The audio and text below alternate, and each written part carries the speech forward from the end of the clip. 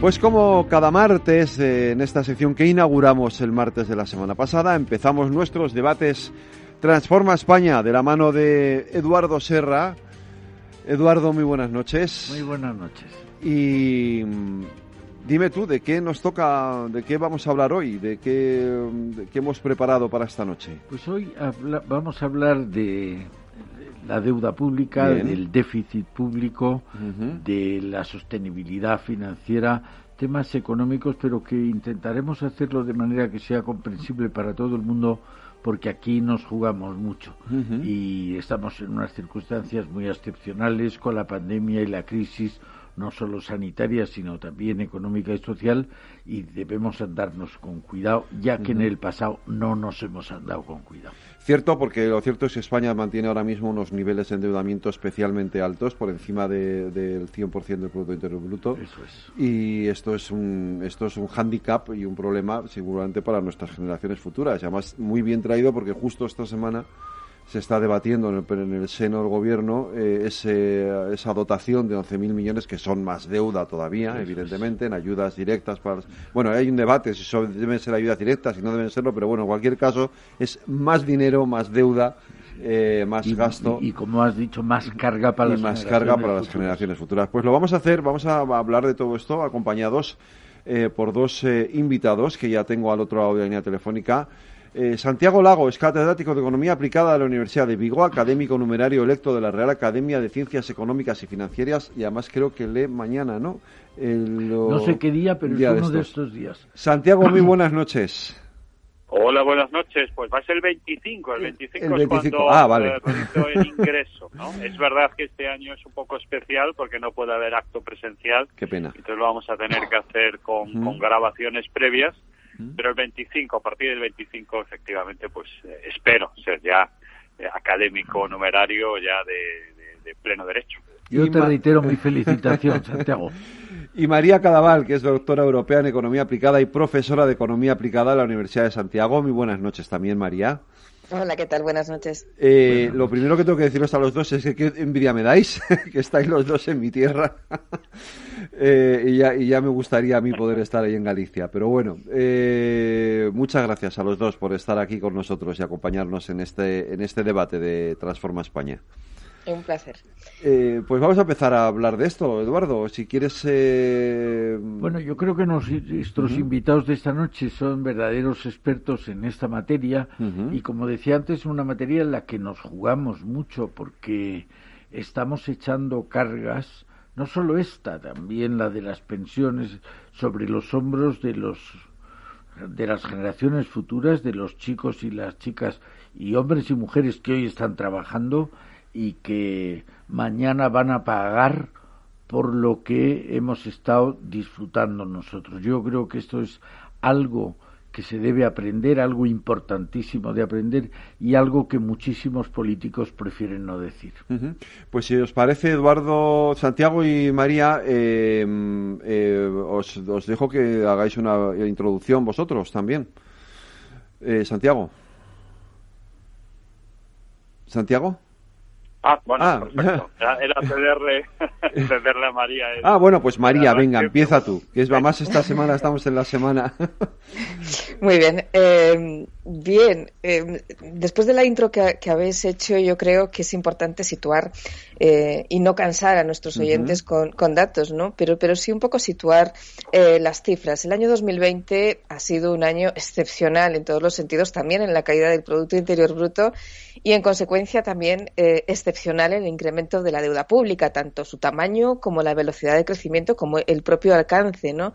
España se situará en un nivel de deuda pública nunca visto en el siglo XXI y tampoco recordado en el siglo XX, con un incremento de 25 puntos porcentuales en poquísimo tiempo, ¿no? Que fue, digamos que si lo comparamos con la crisis del año 2008, se tardaron 3 años, ¿no? En alcanzar ese incremento en la deuda pública. Esto nos da un poco la idea de la magnitud tan elevada de incremento de la deuda pública. Pero bien, este incremento de deuda pública, en primer lugar, cabe decir que no es la primera vez en la historia que se alcanza este tipo de magnitudes. Si nos vamos al año 1880, España tenía un nivel de deuda del 162%, muy por encima del que alcanzaremos previsiblemente este año.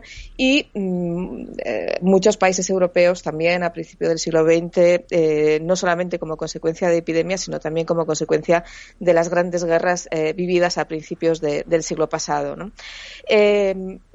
En realidad, cuando nos preguntamos qué es la deuda pública, yo creo que en este caso la deuda pública fue una reacción necesaria y también eficaz para suavizar el daño que produjo esa caída abrupta del Producto Interior Bruto que vivimos en el año 2020 y que seguimos viviendo en el año 2021, que ha tenido un impacto directo, ¿no?, sobre los ingresos de las familias y también sobre los ingresos de las empresas, ¿no? Entonces, la deuda lo que hace es trocear esta caída en partes muy pequeñitas, distribuirla entre todos los ciudadanos y a lo largo del tiempo. Esas generaciones futuras a las que vosotros aludíais, evidentemente van a tener que soportar una parte de esta caída del Producto Interior Bruto que se ha producido.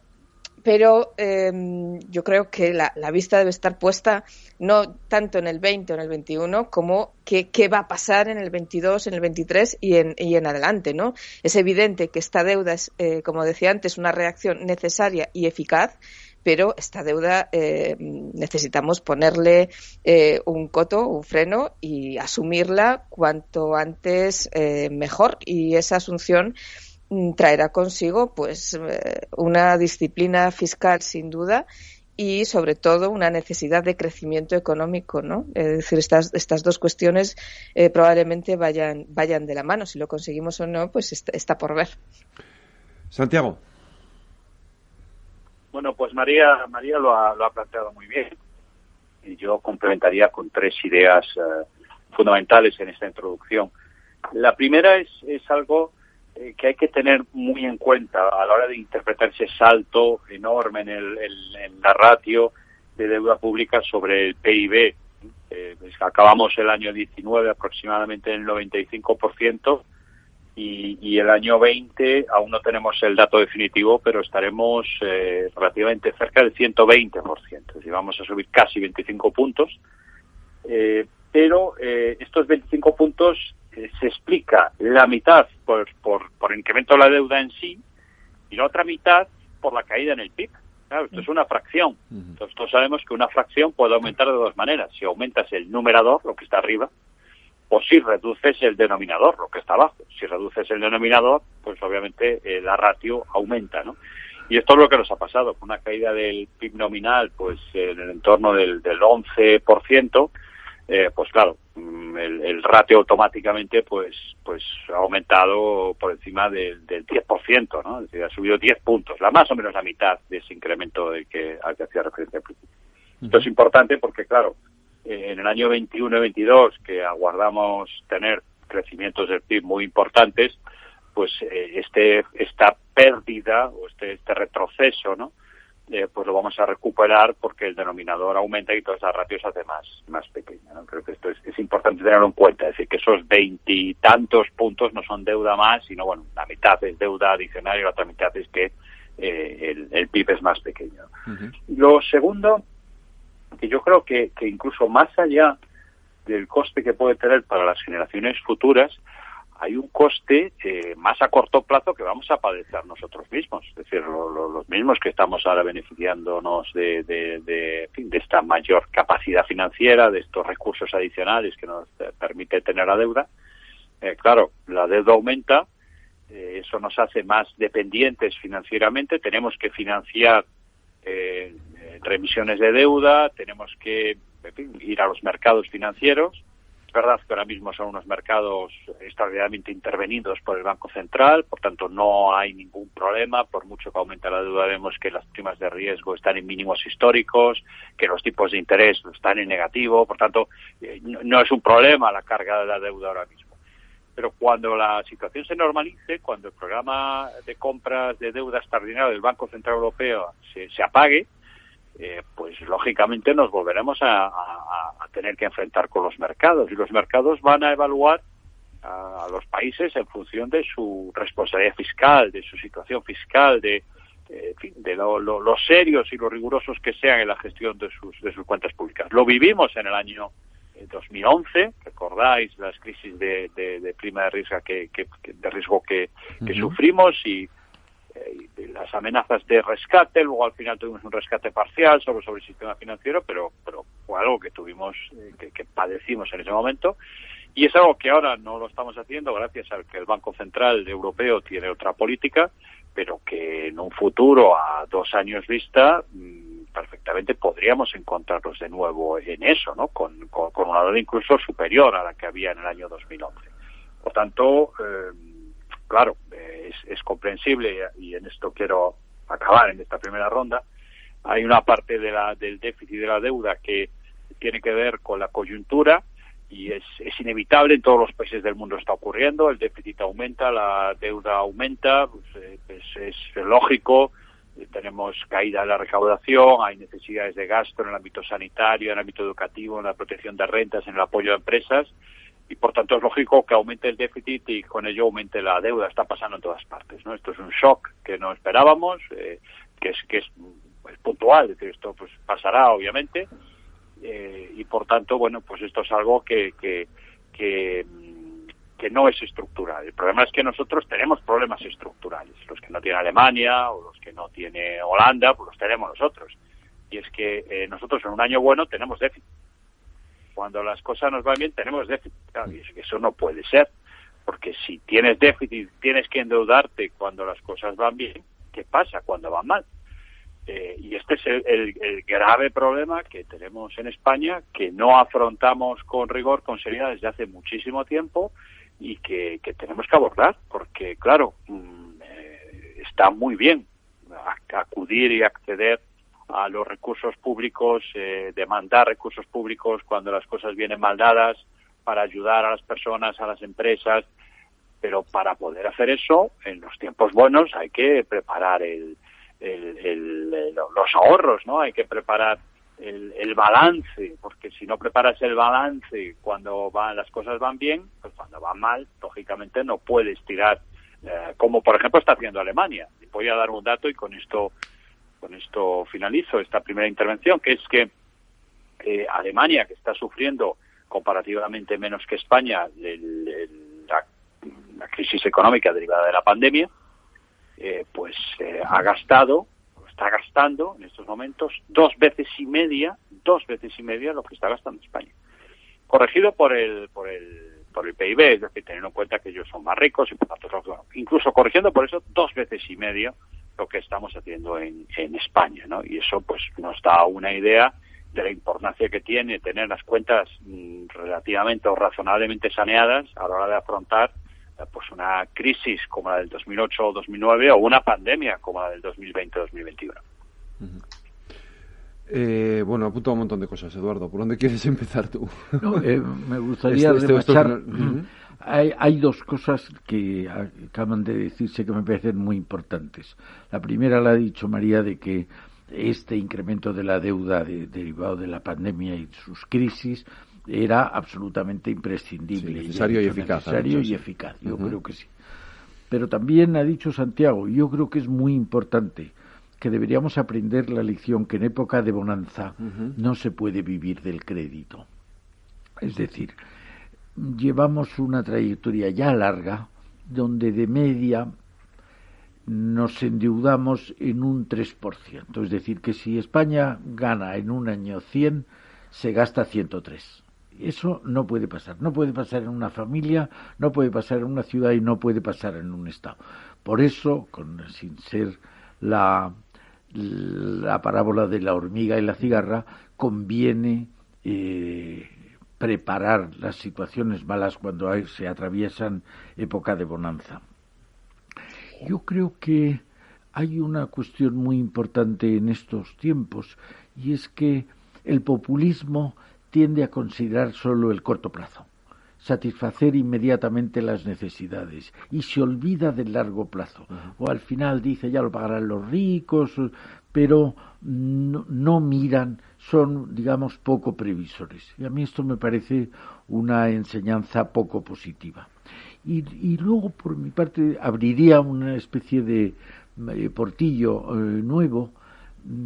Yo creo, y cuando digo creo es que no estoy seguro, que la pandemia que trae cosas malísimas y muy tristes, yo creo que está trayendo, sin que nos demos demasiada cuenta, una buena noticia para Europa. Yo creo que con motivo de la pandemia Europa está avanzando y va a avanzar políticamente más que antes en el pasado.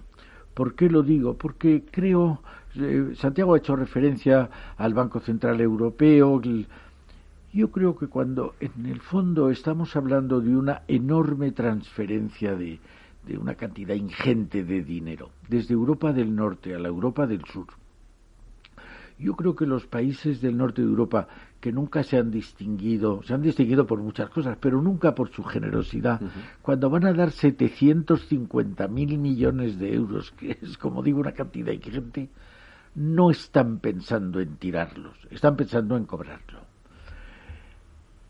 Yo creo que en los próximos años esas reformas estructurales de las que hablaba Santiago las vamos a tener que hacer, porque los del norte nos van a decir que nos han prestado dinero para cosas positivas, no para cantos de sirena. Y yo creo que eso va a imponer a toda Europa una disciplina que va a traducirse en un incremento, digamos, de la unidad europea.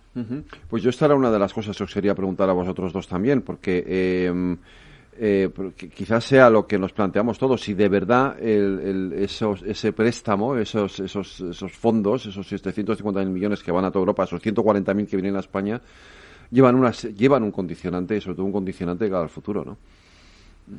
María. Bueno, sí, es que a mí el planteamiento que acaba de hacer Eduardo me parece que es lo fundamental, ¿no? Es decir, ahí está precisamente la cuestión fundamental, porque con respecto a los desequilibrios estructurales de los que hablabais, fijaros que España llevaba varios años creciendo, y me estoy refiriendo al día antes del 11 de marzo del 2020, y sin embargo cerraba el presupuesto del año anterior, del 2019, con un déficit estructural superior al 3% del Producto Interior Bruto, creciendo, ¿no?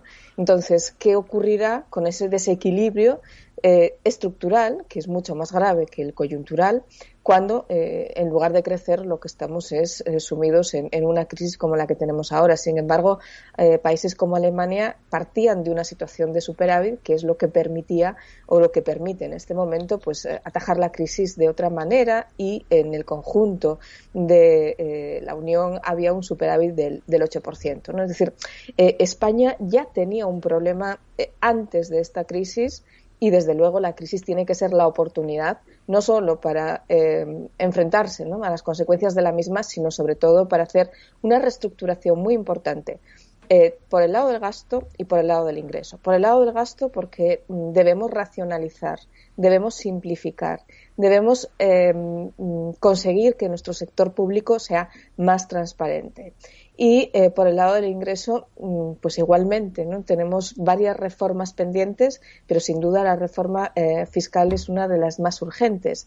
Una reforma fiscal que implicará no hacer retoques estéticos en determinados impuestos, subiendo y bajando, como bien apuntabais, pues determinado tipo de cuestiones que pueden dar un titular de prensa, pero que no sirven al efecto que se busca, que es aumentar una recaudación impositiva, que además ese aumento sea equitativo y sea justo, ¿no?, entre todos los contribuyentes. Entonces, si se consiguen estas dos cuestiones, probablemente digamos que ese ajuste fiscal pues pueda ser más sencillo. Y esto hay que ayudarlo con los fondos europeos. Los fondos europeos, evidentemente, que están condicionados. Es decir, la Unión Europea no nos está haciendo un regalo, nos está exigiendo un cambio muy importante de modelo productivo, y además tenemos un tiempo muy corto. Es el plazo, el periodo de tiempo establecido para que gastemos y gastemos bien es muy corto. De ahí que lo que se haga en este año y en el año próximo va a ser determinante para enseñar y mostrar en Europa si somos capaces de ejecutar, ¿no?, ese cambio que se nos está exigiendo, y desde luego que nadie se crea que los fondos europeos son un regalo, ni muchísimo menos. Son recursos importantísimos, pero recursos condicionados. Santiago. Bueno, pues muy de acuerdo con lo que estaba planteando ahora María.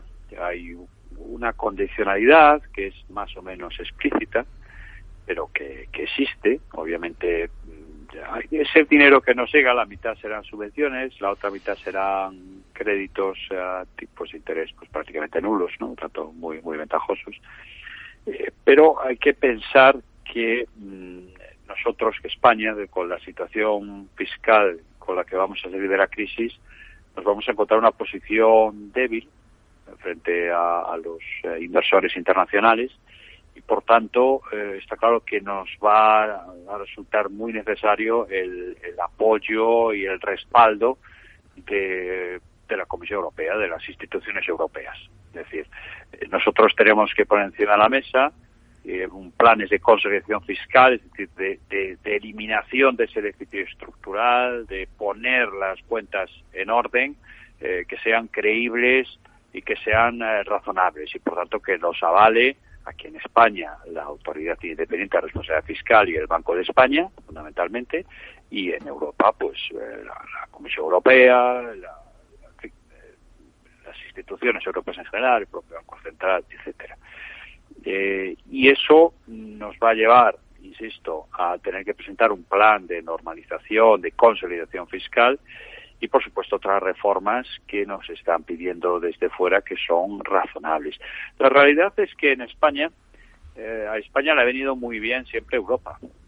A pesar de que nos quejemos, la realidad es que los impulsos endógenos suelen ser muy menores, muy poco tractores. Normalmente hace falta que alguien desde fuera nos obligue, ¿no? Que nos obligue, pues porque queremos ingresar en la Comunidad Económica Europea en el 86, porque queremos entrar en el euro en el Tratado de Maastricht del 92, que nos van exigiendo desde fuera, nos exigen liberalizaciones de mercados, nos exigen pues control del déficit de la deuda. Cuando hacen todo eso, pues al final vamos cumpliendo, ¿no? Entonces, lo que nos exigen desde fuera suelen ser cosas bastante razonables, y esa fuerza tractora externa nos viene bien, ¿no? Yo creo que aquí vamos a estar en otro escenario de este estilo, es decir, que nos van a exigir desde fuera. Es verdad que otros países pues tienen problemas similares al nuestro. Desde luego yo no me cambiaría por Italia, por ejemplo, un caso. Francia también tiene problemas muy serios en cuanto al funcionamiento de su sector público, a sus desequilibrios. Por tanto, tampoco tenemos que flagelarnos. Otros también tienen problemas, ¿no? Pero bueno, nosotros tenemos los nuestros y creo que es momento de afrontarlos desde el rigor y la seriedad. De todas maneras, aquí quiero traer a colación un informe de hace 3 años de la Fundación Transforma España, que impulsó Eduardo, que me tocó a mí liderar, como te acordarás, Eduardo, sobre la coherencia presupuestaria de los programas electorales, porque en el fondo aquí está el origen de todo. Cuando tenemos programas electorales que son incoherentes presupuestariamente, que prometen mucho más por el lado del gasto que por el lado de los esfuerzos tributarios, que hablan solo de los beneficios, que hablan solo de dar y no de exigir, pues claro, ya estamos sembrando la semilla del desequilibrio presupuestario. Porque es cierto que los programas electorales no son un contrato que se tenga que cumplir 100%, pero habitualmente los gobiernos cumplen bastante su programa electoral, sobre todo las promesas en positivo. Y cuando esas promesas suman mucho más que los recursos añadidos, pues acaba pasando lo que acaba pasando. Por eso es tan importante, y era la conclusión principal del informe, que desde el primer momento, es decir, desde el momento en el que se presentan los programas electorales en las elecciones, las elecciones generales, esto se puede trasladar también al ámbito autonómico, pero por supuesto supuesto, el ámbito estatal es el más importante, por peso de la administración, por relevancia, pues sería fundamental que se evaluasen, ¿no? Que externamente por una entidad independiente, nosotros proponíamos la IREF, hiciese una evaluación de coherencia presupuestaria, ¿no? Para organizar el debate, para que luego no ocurra lo que en fin, todos vemos y de lo que todos nos quejamos, ¿no? De que, bueno, claro, es que ese hombre promete, o esa mujer promete, pero claro, todo eso no encaja, ¿no? Bueno, pues que haya alguien, que haya una institución independiente que ponga cifras a esto y diga, no, mire, es que este programa no explica de dónde va a salir todo ese dinero, o si aplicamos este programa el déficit público es de un 6%, o al contrario, ¿no? Aquel otro partido, pues que es mucho más austero en sus promesas, en su dadivosidad, resulta que, claro, es que este realmente está pensando en gobernar, este partido está pensando en gobernar y por tanto las cuentas cuadran, ¿no? Entonces yo creo que esto sería muy importante. Es verdad que en estos momentos en Europa Holanda es con diferencia la que más mejor hace esto. Hay otros países que están arrancando, pero bueno, yo creo que a España, desde luego, con los problemas de déficit estructural que tenemos, sería algo que nos vendría fantásticamente bien. Uh-huh. Porque yo tengo la sensación, claro, antes hablabais de los datos, poníais las cifras encima de la mesa, ese 95% del Producto Interior Bruto de endeudamiento del año 2019, no es de ahora, esto viene muy de atrás. Este es un problema que llevamos arrastrando desde hace mucho tiempo y con gobiernos de todo tipo, de todo color. No es algo propio de unos o de otros, todos han ido añadiendo su granito de arena, ¿no?, a este problema. Sí, ha habido ciclos, sí. Es decir, ha habido algunos ciclos, digamos, virtuosos y algunos ciclos viciosos. Con las crisis pues se incrementan, esta ya la hemos explicado, pero se incrementan los déficits.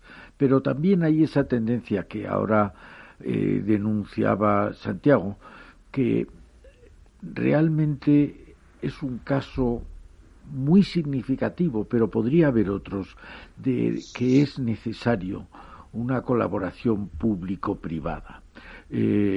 Naturalmente los programas electorales los tienen que hacer los partidos políticos, pero hemos sufrido esas subastas alegres y al alza, a ver quién da más, sin preocuparse de cosas tan elementales como esto que usted promete, quién lo va a pagar, cómo lo va a pagar, va a poner nuevos impuestos, va a dejar de atender otros servicios públicos. Bueno, esto, yo creo, cuando antes hablábamos de las virtudes de los países del norte de Europa, esta es una de ellas. Y como ha dicho Santiago, Holanda es la que lleva el liderazgo. Desde hace 50 o 60 años han creado unas instituciones que, en conversaciones con los partidos políticos, les han hecho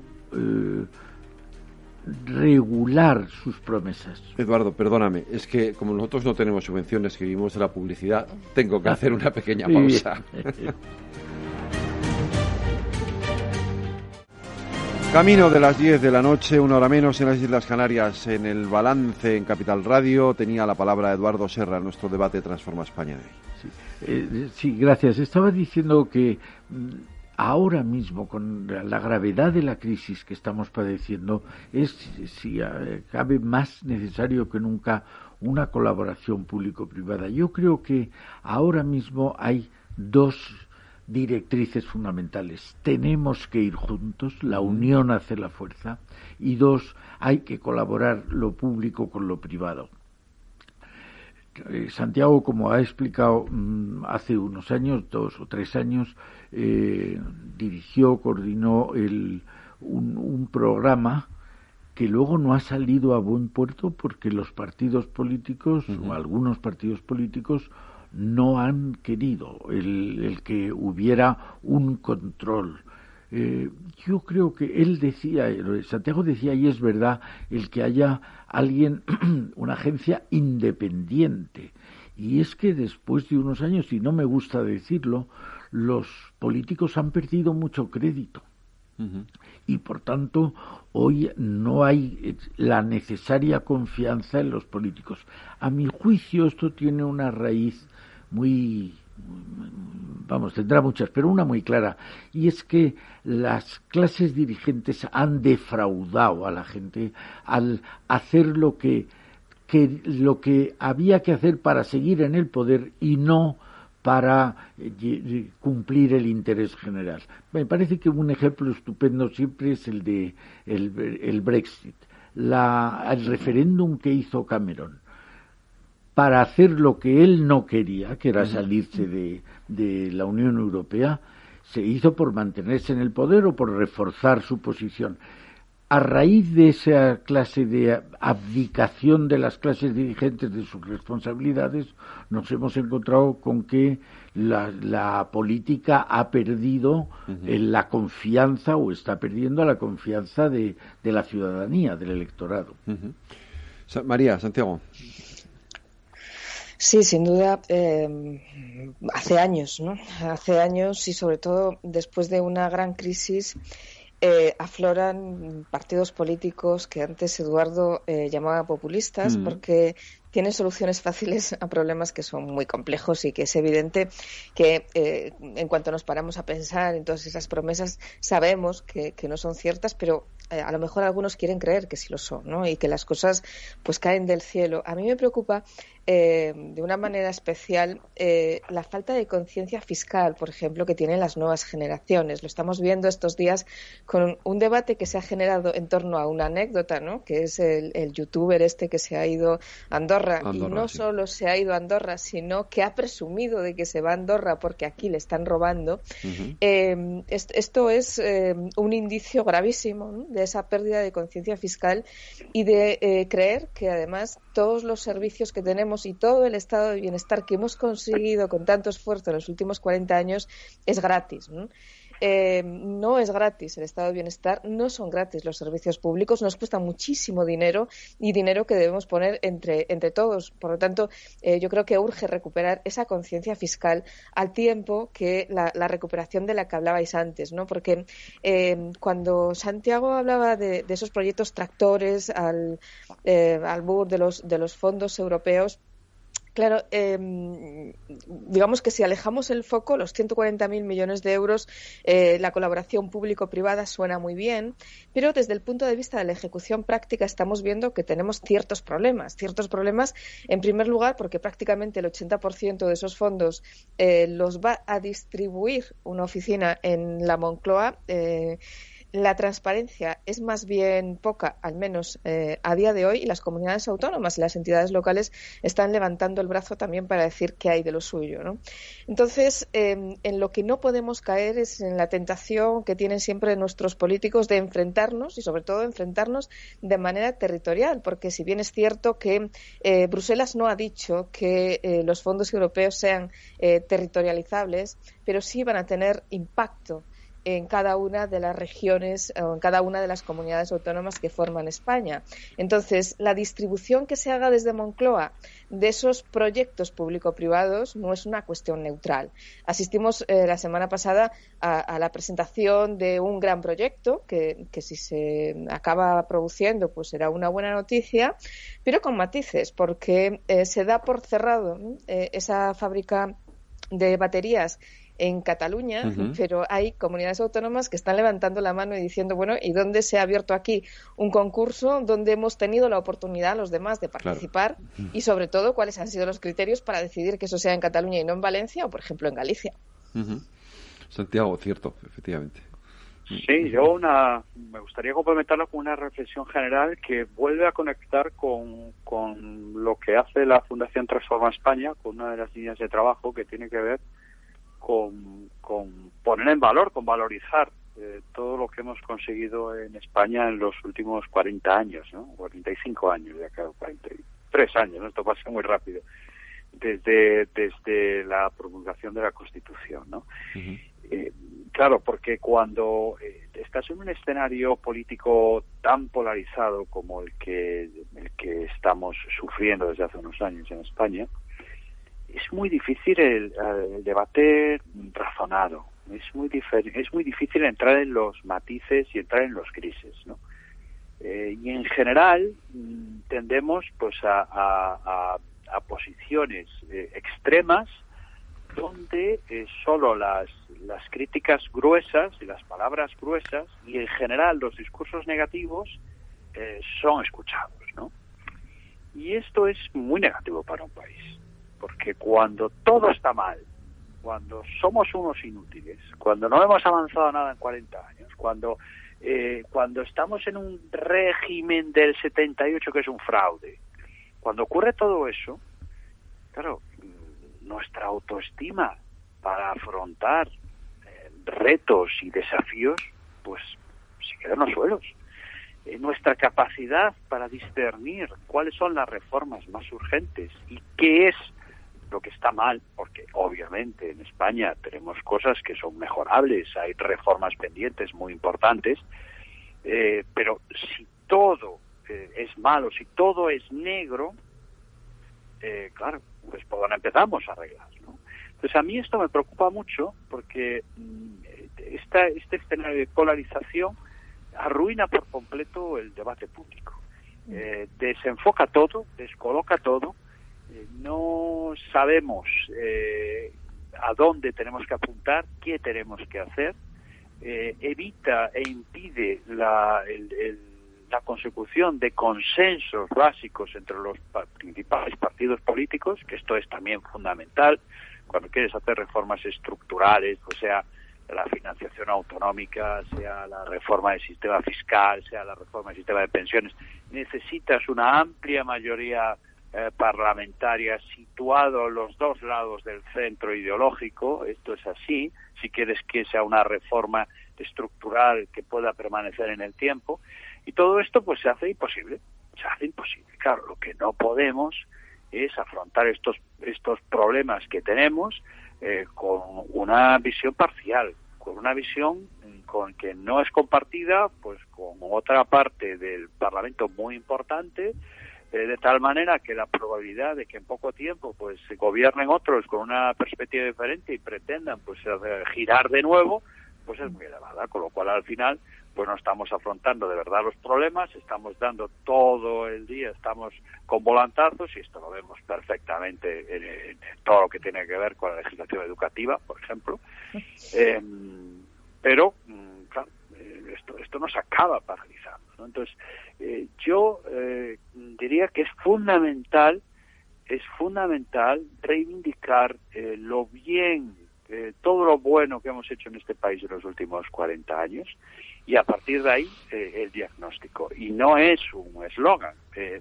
Pensemos en la España de finales de los 70, un país económicamente pobre, que vino de una dictadura, altamente centralizado y con un estado del bienestar muy precario. Pensemos en la sanidad pública, la educación pública o las pensiones de la segunda mitad de los años 70.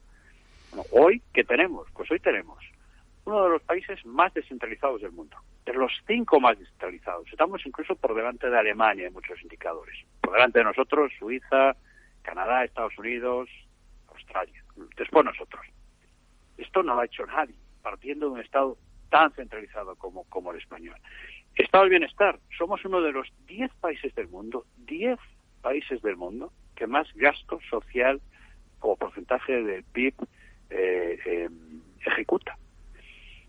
Bueno, en cuanto a la democracia, nada que decir. Por mucho que haya personas que quieren transmitir lo contrario, la realidad es que los indicadores estandarizados internacionales, que desde luego no nos quieren mal a los españoles y no buscan, en fin, no están mintiendo cuando hablan de nosotros somos un país más al lado de los demás, pues estamos entre las democracias plenas y además en una posición pues alta, muy elevada, sí. Ya, ¿no?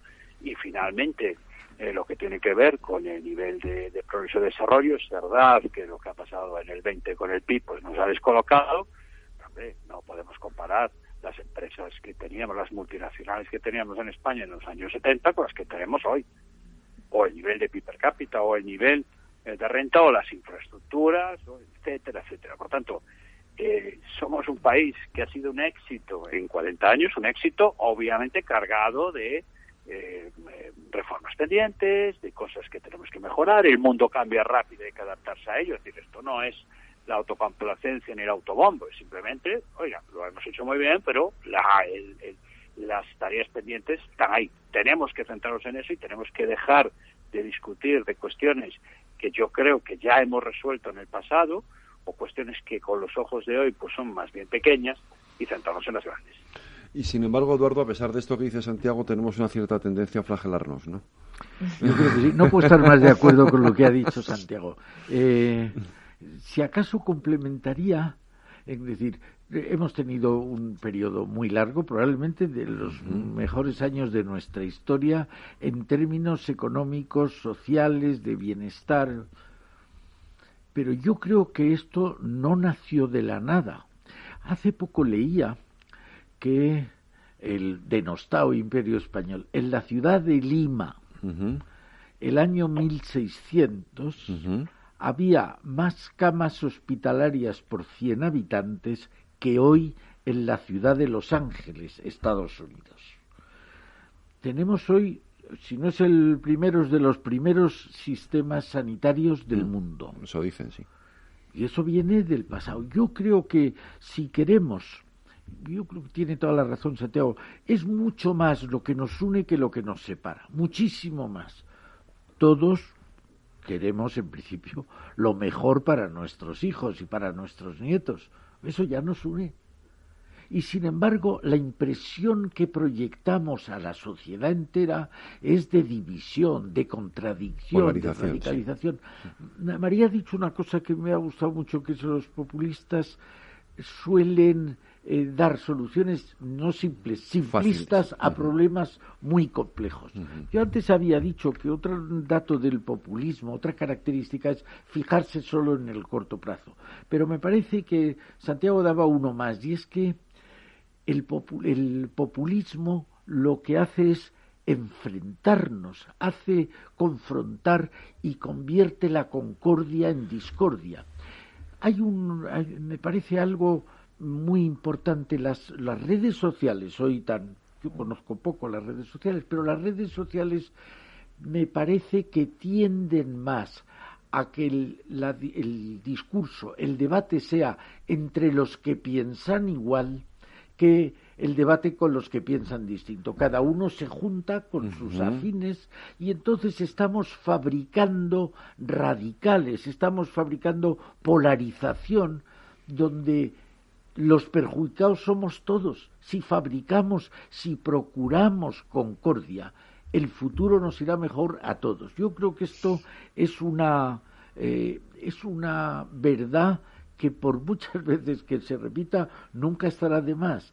Es más lo que nos une que lo que nos separa. Y como ha dicho Santiago, esto es lo que pretendemos en la Fundación, de transmitir esa imagen positiva, porque de esa manera el futuro, que nadie sabe cómo será mejor que si estamos transmitiendo imagen negativa. Pero fíjate, María, tú comentabas esto que decía Eduardo, de que los populismos tienden a buscar soluciones fáciles para los problemas complejos. Hoy se está produciendo un debate interesante en el seno del Gobierno, porque en torno a ese decreto de 11.000 millones de euros de ayudas. ¿Por qué? Pues porque hay un sector del Gobierno, ese sector populista, que quiere que esos 11.000 millones sean solamente ayudas directas. Y hay otro sector del Gobierno que dice, no, esto no pueden ser solo ayudas directas. Va a haber una pequeña parte que sean ayudas directas, pero el resto tiene que ser ayudas pues para reestructurar deuda, para hacer otro tipo de ayudas, perdón por la repetición de la palabra, a las empresas, que no sean solamente dinero en la caja. Sí, y en el medio está Nadia Calviño, afortunadamente, ¿no? Porque yo creo que Nadia Calviño le ha tocado jugar un papel muy difícil precisamente en medio de los dos partidos que forman este gobierno de coalición. Yo no quería dejar pasar la oportunidad de, probablemente poniéndonos todos nostálgicos, ¿no? Y a pesar de que el pasado suele mitificarse y a veces la perspectiva del tiempo pues desata un poco la confusión, pero yo creo, y vosotros me diréis si estáis de acuerdo o no, que los grandes avances que se han producido en España en esos 40 años que estábamos relatando fueron posibles porque se produjeron grandes pactos entre los dos partidos que ahora está siendo denostado, el bipartidismo, ¿no? Que consiguió el gran gran avance de España está siendo denostado precisamente por los extremos, pero cuando el Partido Socialista y el Partido Popular fueron capaces de alcanzar grandes pactos de Estado, se han producido los avances y, desde luego, la actual crispación política lo único que nos ha dejado son muchos pactos, pero en el aire, ¿no? Y esto es nefasto para la economía, es decir, la tensión política no favorece la economía.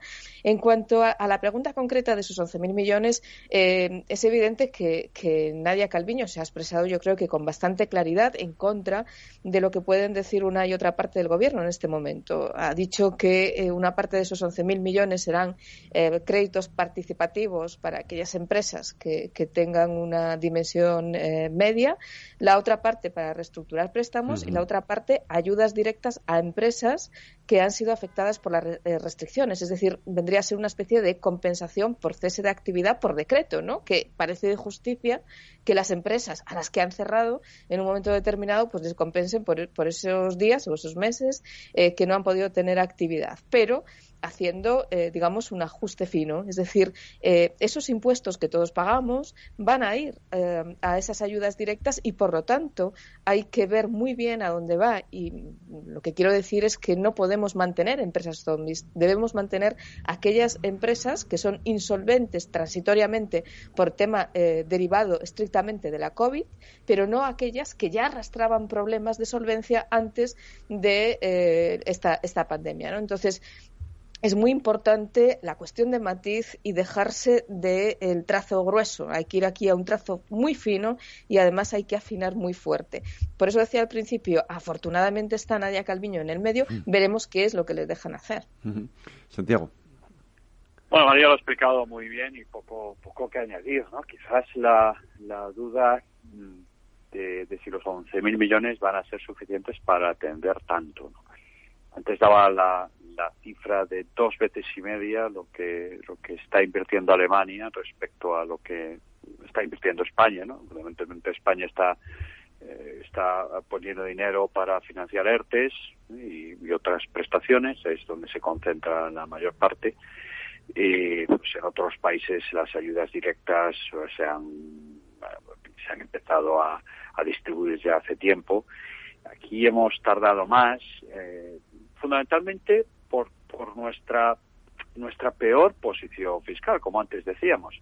Claro, aquí se ha dado la paradoja de que hemos sido de los que menos dinero hemos puesto encima de la mesa. Recuerdo un estudio del Fondo Monetario de hace unas semanas donde nos situaba entre las 35 economías desarrolladas en el puesto 31º, ordenadas de más a menor esfuerzo para compensar y para combatir los efectos económicos. Por tanto, no hemos sido nada proactivos, o muy poco proactivos, diría yo, pero no por falta de voluntad política, sino por falta de dinero. Claro, nuestro déficit es cierto que se ha disparado, pero no por eso, sino porque la caída del PIB ha sido de las mayores del mundo y porque nuestro déficit público es muy sensible al crecimiento del PIB. Aquí cada caída de un punto del PIB pues se traduce en 0,6 puntos más de déficit, ¿no? Esto no es una cifra muy elevada, mucho más que otros países, ¿no? Por tanto, aquí cuando llega una crisis sufrimos especialmente. La crisis ha sido muy intensa en España. Claro, esto no le ha dado margen al gobierno para gastar más, para poner más recursos encima de la mesa, para compensar efectivamente a esas empresas que están obligadas a cerrar. Ahí pensamos en hostelería, turismo en general, movilidad, en fin, y luego atender a esos problemas de insolvencia que sabíamos ya desde hace mucho tiempo que iban a ocurrir. Por tanto, mi duda fundamental no es que hay que ir atendiéndolo todo, sino si ese dinero va a llegar. Me temo que o cambia mucho la velocidad de la vacunación y resulta que en el segundo trimestre realmente ya es un trimestre de transición a la normalidad, o probablemente esos 11.000 no lleguen, ¿no? Y solo estando de acuerdo con María, pero yo iría más allá. Es decir, creo que en este país, Eduardo, que me parece que los cuatro es el que tiene más memoria histórica, pero aquí el esfuerzo que se hizo en España en los finales de los 70, principios de los 80, fue un esfuerzo por todas las partes inmenso. Titánico. Yo creo, por ejemplo, el Partido Comunista y Carrillo, bueno, las renuncias y las concesiones que hizo, pues hombre, eso yo creo que es algo que también tenemos que evaluar mucho. Yo creo que hubo un clima de entendimiento que posibilitó después pues normalizaciones, posibilitó después que en los 80 y en los 90 pues se produjeran realmente esos cambios en las políticas que son lo que en las políticas y en el derecho civil. Recordemos que hasta finales de los 80 pues la patria potestad no desapareció de nuestro ordenamiento jurídico y cosas. En fin, hubo una revolución en este país en los 80 y en los 90 que tiene su origen en ese contexto que facilitó el tránsito, la transición, y en el que estuvieron todos, y partidos que en su momento, y partidos más extremos, sí, el Partido Comunista, pero con una enorme responsabilidad de sus líderes, ¿no? Por tanto, generosidad. Yo creo que esto es importante recordarlo. Sí, sí. Eduardo, ¿qué ibas a decir? Sí, estábamos hablando de los 11.000 millones, las ayudas, y me parece que es un buen ejemplo de lo que estamos hablando. Lo primero, gracias Santiago por la memoria, pero lo que soy es el más viejo de todos. De la historia la he vivido y más. Y más experimentado. Sí, no, pero vamos a ver. Estamos hablando de esos 11.000 millones y estamos poniendo de relieve que un sector del gobierno, el populismo, dice que hay que hacer ayudas directas a las personas. Es el corto plazo. Eso es. Lo fácil. Nadia Calviño, y yo creo que no solo ella, me parece de justicia reconocer el papel del ministro de Seguridad Social, José Luis Escrivá, que también representa una línea de